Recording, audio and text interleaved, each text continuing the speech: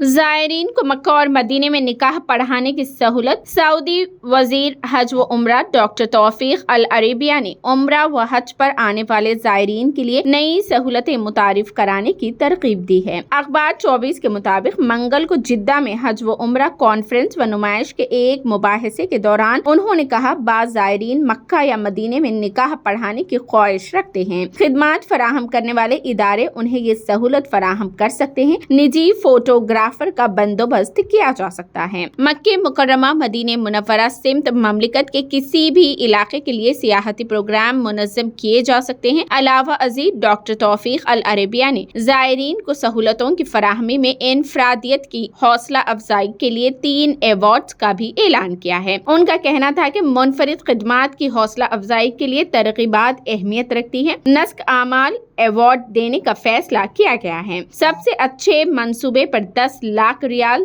دوسرے بہترین منصوبے پر 5 لاکھ اور تیسرے منصوبے پر 2.5 لاکھ ریال کا انعام ہوگا۔ نتائج کا اعلان آئندہ حج کانفرنس میں ہوگا۔